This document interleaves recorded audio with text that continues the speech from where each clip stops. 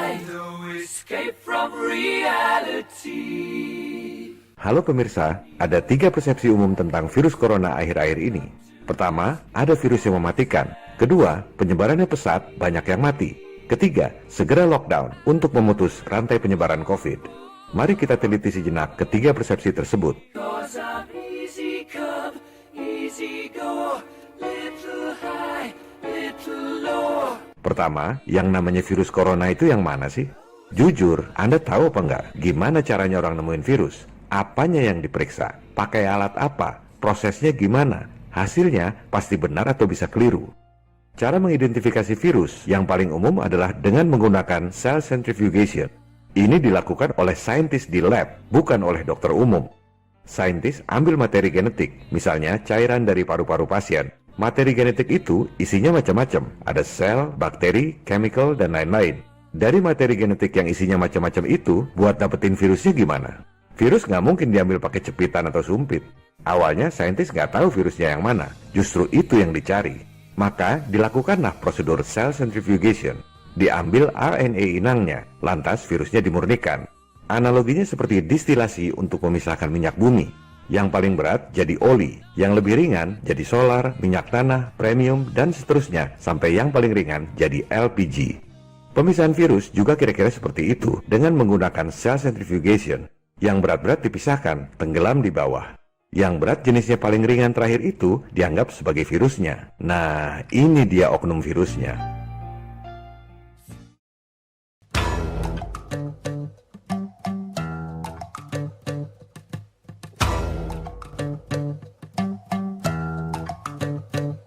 Ada 2 hal penting di sini. Pertama, berdasarkan penelitian saintis independen, Dr. Andrew Kaufman, ternyata prosedur itu tidak dilakukan di Wuhan waktu virus pertama kali berjangkit di sana. Jangan harap keadilan akan datang.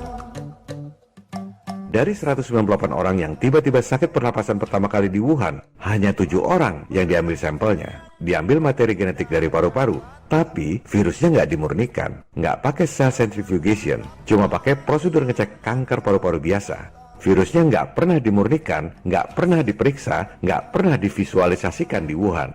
Tahu-tahu WHO bikin pengumuman di seluruh dunia bahwa ada virus mematikan bernama COVID-19. Oh ya, oh ya, oh ya, bongkar.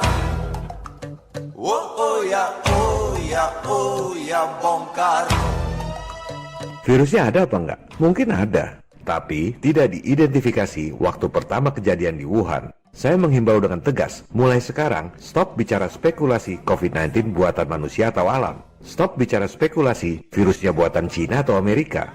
Nggak penting virus asalnya dari mana. Mulai sekarang kita fokus pada virusnya saja. Kok bisa? Waktu kejadian di Wuhan, virusnya tidak dimurnikan, tidak diidentifikasi, tidak divisualisasikan, tahu-tahu WHO langsung umumkan ada virus jenis baru, COVID-19. Itulah poinnya. Ini adalah fakta. Silakan Anda riset sendiri. Link ada di deskripsi video.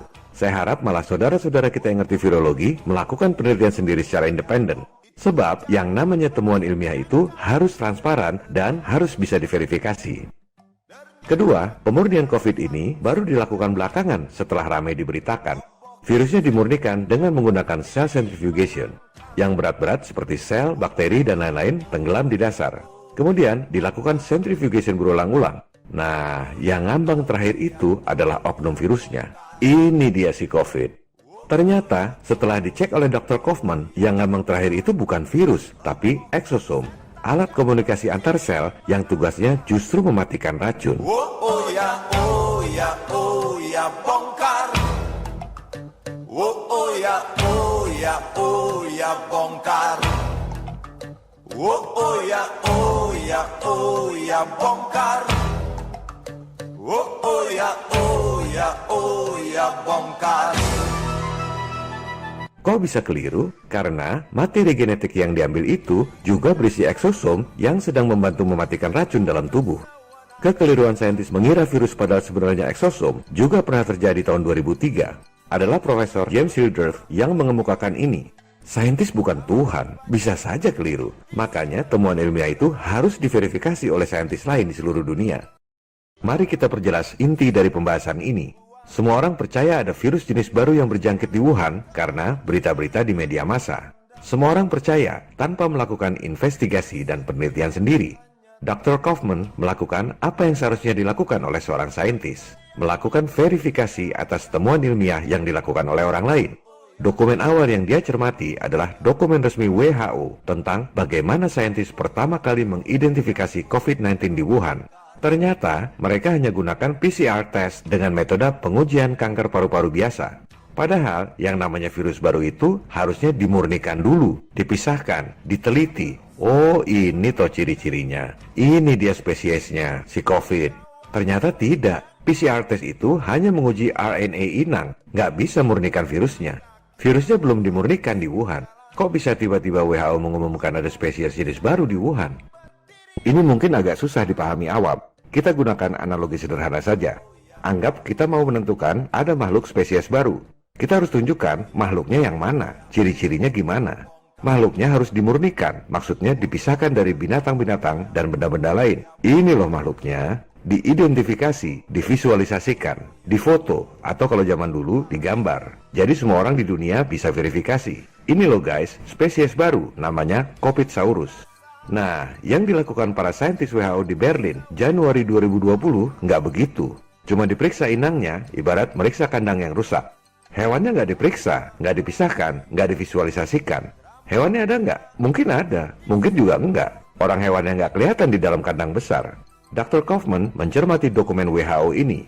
Itu sih prosedur pemeriksaan kanker paru-paru biasa. Diperiksa RNA inang pakai RT-PCR. Virusnya nggak dimurnikan, nggak ada visualisasinya. Silakan Anda baca sendiri. Link dokumen saya tulis di deskripsi video. Tahu-tahu diklaim, nah berdasarkan inang atau kandang yang rusak ini, kita simpulkan ada makhluk baru, namanya Kopitsaurus. Binatang ganas banyak yang mati. Menentukan spesies baru Kopitsaurus, padahal makhluknya belum pernah dilihat. Kamu harus percaya, kalau nggak percaya, kamu bakal mati digigit Kopitsaurus. Menurut Dr. Kaufman, ini nggak benar prosedurnya. Temuan ilmiah harusnya nggak seperti itu. Menurut Anda gimana? Terserah mana yang lebih masuk akal buat Anda. Kesedihan hanya tontonan bagi mereka yang diperkuda jabatan. Poin kedua, virusnya baru dimurnikan beberapa bulan kemudian. Prosedurnya sudah betul, yang masa jenis ringan itu harusnya COVID-19. Ternyata, kalau diverifikasi, itu bukan COVID, melainkan eksosom. Artinya apa? Artinya, dari pasien yang katanya positif terinfeksi COVID itu, kalau diuji dengan sentrifugasi, belum tentu ada COVID-nya. Apa pentingnya hal ini? Ini sangat berkaitan dengan data penyebaran dan jumlah kematian akibat COVID. Data jumlah kematian akibat COVID begitu banyak. Para korban dan famili tidak bohong. Mereka sesuai dengan keterangan dokter dan rumah sakit. Semua dokter dan rumah sakit juga nggak bohong. Mereka bekerja keras sesuai acuan dari WHO. Nah, acuan dari WHO ini yang harus dicermati. PCR test acuan WHO itu hanya menguji inang atau host yang diasumsikan berisi virus. Padahal si inang itu isinya macam-macam, termasuk eksosom, yaitu alat komunikasi antar sel yang bertugas membantu mematikan racun. Jadi, yang terjadi sekarang ini adalah orang sakit paru-paru biasa, COVID. Sakit flu, COVID. Sakit asma, COVID. Stres, keracunan, dan lain-lain, COVID. Makanya angka penyebaran dan tingkat kematiannya seolah-olah tinggi. Oh ya, oh ya, oh ya, bongkar. Oh ya, oh ya, oh ya, bongkar. Itu kalau dengan PCR test. Dengan rapid test lebih parah. Silakan Anda baca artikel di Jakarta Post. Industri farmasi sebenarnya tahu bahwa rapid test yang banyak digunakan orang itu hasilnya bisa meleset jauh. Bahkan bisa nggak ada gunanya itu tes. A disaster, sebuah bencana, kata CEO Rose. Korban COVID tidak sebanyak itu. Jadi, kalau lihat data jumlah korban COVID, jangan langsung parno nggak jelas dan latah minta PSBB. Gunakan otak intel atau kecerdasan Anda. Penindasan serta kesewenang-wenangan.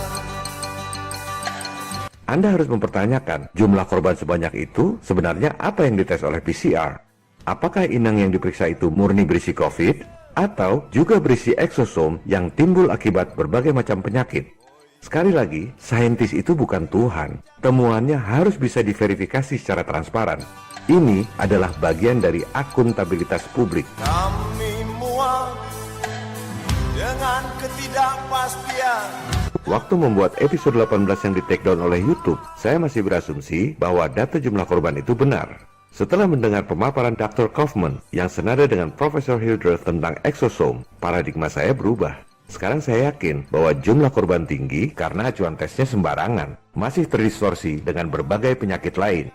Dan di episode 18 disebut COVID banyak asam amino karena sebenarnya itu exosome, bukan virus. Jelas saja banyak asam aminonya. Jadi, kalau lihat berita-berita tentang jumlah korban COVID di Indonesia maupun di seluruh dunia, yang harus diingat adalah jumlah sebanyak itu karena acuan tesnya masih terdistorsi dengan berbagai penyakit lain. Orang yang nggak ada virusnya juga dibilang positif COVID. Orang yang mati karena berbagai sebab juga dibilang karena COVID. Harap dicatat, saya nggak bilang bahwa untuk tes COVID harus pakai sentrifugasi. Itu harusnya digunakan waktu pertama berjangkit di Wuhan untuk mengidentifikasi spesies virus baru. Juga perlu digunakan sekali-sekali untuk memverifikasi betul ada virus atau tidak. PCR test sih oke-oke aja, tapi kita harus mempertanyakan mana penelitian yang menunjukkan bahwa akurasi PCR test itu betul-betul 100% karena COVID, bukan karena kanker, asma, flu, keracunan, dan lain-lain. Tolong kau jawab dengan cinta. Video ini baru teaser atau pengantar, baru membahas 1 dari 7 akar masalah yang akan dibahas di episode 20, belum menjelaskan secara keseluruhan. Kenapa banyak korban di Amerika? Kenapa banyak korban di Italia? Kenapa banyak mayat bergelimpangan di Ekuador? Apa tujuan tersembunyi di balik tekanan lockdown? Solusinya gimana kalau nggak lockdown? Nanti orang-orang pada mati. Apa solusi konkret supaya bebas dari COVID? Apa yang harus kita lakukan sebagai rakyat? Kita akan bahas itu semua pada episode 20 mendatang.